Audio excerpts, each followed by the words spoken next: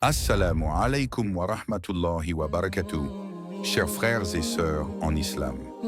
Aujourd'hui, nous allons parler d'un sujet d'une importance capitale, un sujet qui concerne non seulement notre vie ici-bas, mais aussi notre vie dans l'au-delà. Ce sujet est celui des signes de la fin du monde selon l'islam. Ces signes ont été révélés par le prophète Mohammed, paix et bénédiction sur lui, et sont des avertissements pour les croyants, afin que nous puissions nous préparer à la venue de l'heure. Les événements mondiaux que nous observons aujourd'hui ne sont pas de simples coïncidences. En réalité, ils sont tous des signes qui doivent nous alerter sur la proximité de l'heure. L'islam, avec sa sagesse divine, nous a laissé des signes clairs pour que nous sachions à quoi nous attendre. Les catastrophes naturelles, un signe flagrant. Le premier signe majeur que nous devons observer aujourd'hui est l'augmentation des catastrophes naturelles. Allah, dans le Coran, nous dit: nous leur montrerons nos signes dans l'univers et en eux-mêmes, jusqu'à ce qu'ils sachent que c'est la vérité.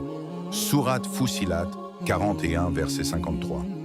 Cela signifie que chaque tremblement de terre, chaque inondation, chaque tempête, chaque phénomène naturel extrême est un signe direct de la fin des temps.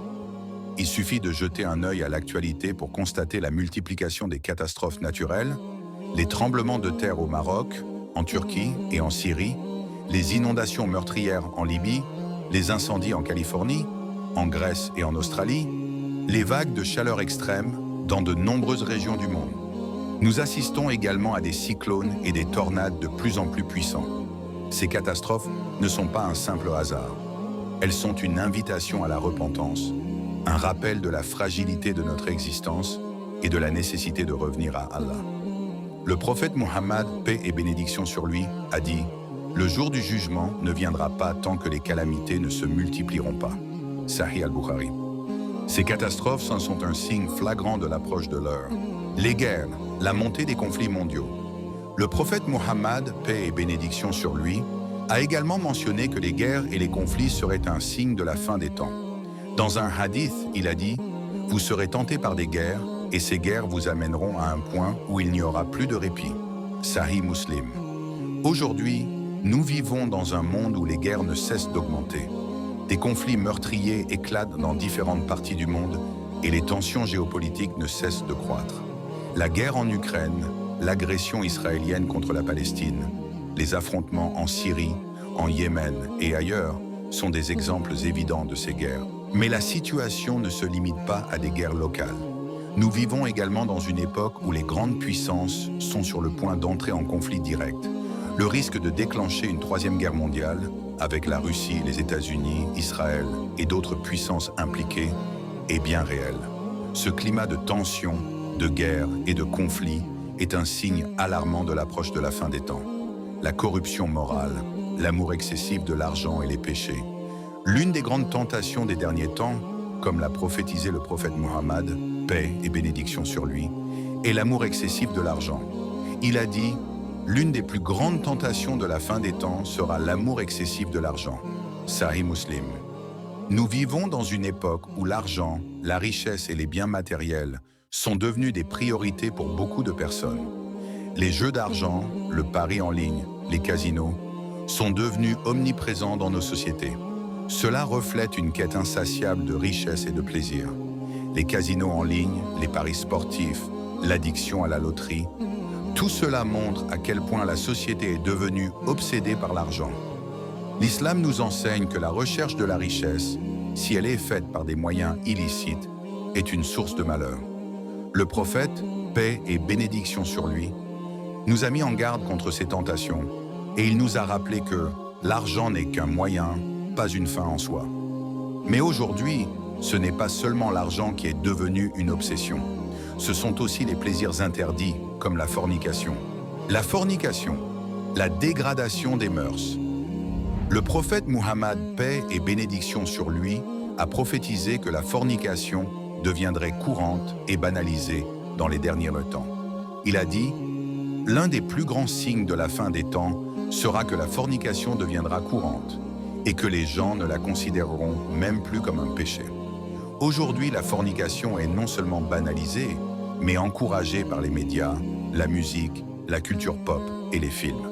Ce qui était autrefois considéré comme un acte immoral et interdit est désormais glorifié dans la société. Un des exemples les plus choquants aujourd'hui est la relation incestueuse dans certains films et séries, où des scènes entre frères et sœurs sont présentées de manière acceptée et sans retenue. Cela dénote une dégradation complète des mœurs humaines. Le Coran est clair à ce sujet. Ne vous approchez pas de la fornication. C'est une abomination, et quel mauvais chemin. Surat Al-Isra 1732. Nous voyons malheureusement que la société se détourne de cette règle divine, normalisant ce qui était autrefois un crime grave, les mensonges et la manipulation des masses. Un autre signe très frappant de la fin des temps est la multiplication des mensonges et des manipulations dans tous les aspects de la vie. Le prophète Muhammad, paix et bénédiction sur lui, a dit « Les mensonges se multiplieront dans les derniers jours et la vérité sera cachée ». Cela inclut la manipulation médiatique, les fake news et la déformation des faits. Nous vivons aujourd'hui dans un monde où l'information est manipulée par ceux qui détiennent le pouvoir. Les médias, la politique et même les réseaux sociaux sont utilisés pour influencer l'opinion publique et propager des mensonges. Des figures comme P. Diddy, un symbole de l'industrie du divertissement, et des magnates du pouvoir et de l'argent jouent un rôle dans l'influence et la manipulation de la jeunesse. Des personnalités publiques, comme Balthazar, qui représentent des valeurs opposées à celles de l'islam, propagent une culture de la superficialité, du luxe à outrance et de l'individualisme. Cela pousse les gens à croire que le bonheur et la réussite passent par l'argent et la célébrité, alors que la véritable paix réside dans la soumission à Allah. La montée de l'homosexualité et des valeurs anti-islam. Dans la société actuelle, un autre signe alarmant est l'acceptation croissante de comportements contraires à la morale islamique, comme l'homosexualité. L'islam est très clair sur ce sujet, et pourtant, de plus en plus de pays, de cultures et même de médias normalisent et promeuvent l'homosexualité. Cela va à l'encontre des enseignements fondamentaux de l'islam. Le prophète Muhammad, paix et bénédiction sur lui, a dit « Les gens de lutte ont été maudits en raison de leurs actes, et ceux qui leur ressemblent seront aussi maudits. » Sahih Muslim. Cette augmentation de l'acceptation de l'homosexualité dans la société est un signe de plus que nous nous éloignons des valeurs islamiques et que l'heure est proche. Conclusion. Le retour à Allah. Chers frères et sœurs, tous ces signes sont des rappels pour nous. L'islam nous enseigne que nous devons nous préparer pour la fin des temps en augmentant notre foi, en cherchant à vivre selon les principes divins et en nous éloignant du péché.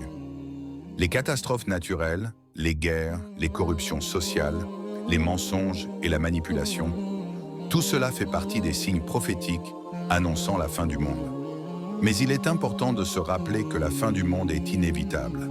Et ce qui compte, c'est comment nous nous préparons pour l'Akhira.